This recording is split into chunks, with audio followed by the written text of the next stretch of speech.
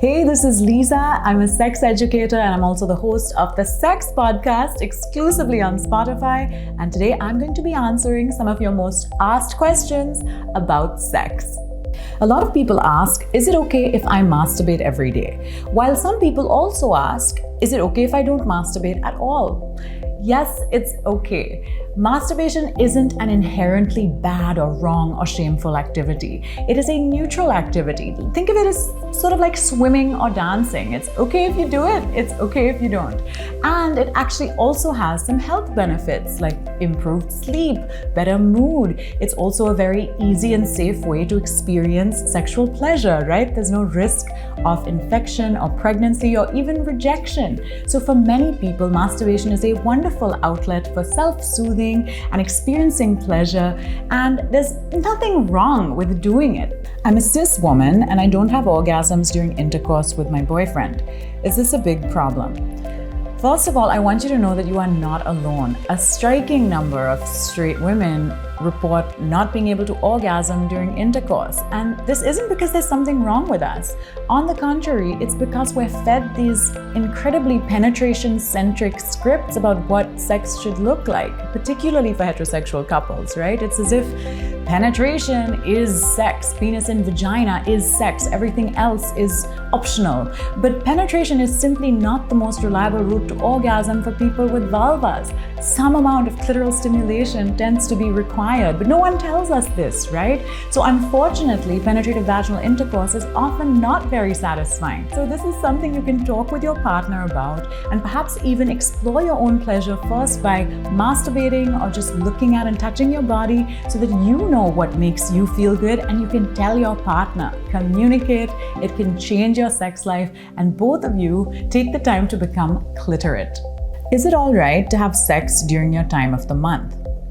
A lot of the time, this question comes from a place of disgust around menstrual blood. Like, we're conditioned to think that menstrual blood is dirty and gross, and so doing anything that involves, interacting with that must be awkward or disgusting. But that's not true. Menstrual blood is not disgusting. It isn't dirty. It's not toxic. It's just menstrual blood. That said, in order to have safe sex, whether you're on your period or not, you've got to be using protection. What kind of implication can using sex toys have on a relationship?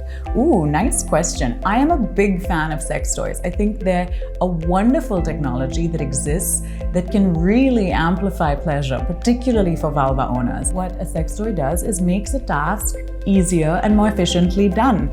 They're just designed to provide extremely effective stimulation, and I think, why not use it, whether solo or with a partner? A lot of straight men seem threatened by the idea of their girlfriend or partner having a vibrator, and I'd encourage you to rethink that, because truly it can be your partner in crime. When it comes to sex toys, it can ease some of the pressure on you to perform. So many men write into me being like, I'm concerned about how long I last or how big or hard I am, and all of this insecurity around performance. That can be mitigated actually with the help of a sex toy, right? You have this pleasure aid. Should I be worried about how much and or what type of porn my boyfriend watches? This is an interesting question, and I think that boundaries are very personal. So it's good as a couple to discuss each other's boundaries, because maybe what you're okay with might be different for another couple. There isn't a one-size-fits-all solution to this question. Personally, I do think that it is okay to watch porn, it is okay to masturbate, even when you're in a relationship. There's no bearing on the relationship. It's not like you're cheating. You don't have to take it personally or feel hurt or, like something's the matter just because he watches porn. However, if it does trouble you, then of course that's something you can talk about. I think it's really good to be critical of the porn we consume. I'm not saying porn is bad. Many people can really enjoy it. Couples can even enjoy watching it together. A lot of mainstream porn is extremely misogynistic, and there's also a gray area around consent a lot of the time. Do you know whether the act was consensually filmed? Was it consensually shared? Was the act itself even consensual?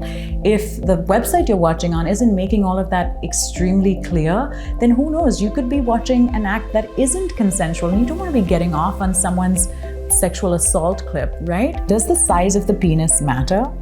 Personally, I think that the size or shape of any body part is far less consequential to how fulfilling a sexual experience is than things like communication, a willingness to give and receive feedback, enthusiasm, and simply making your partner's pleasure a priority.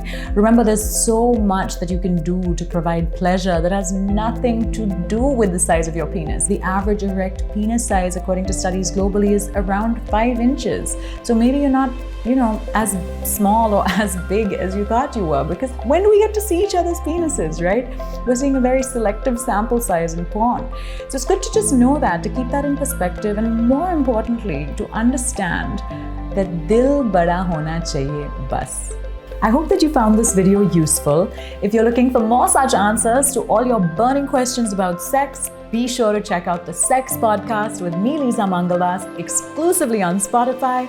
Download the Spotify app and listen now.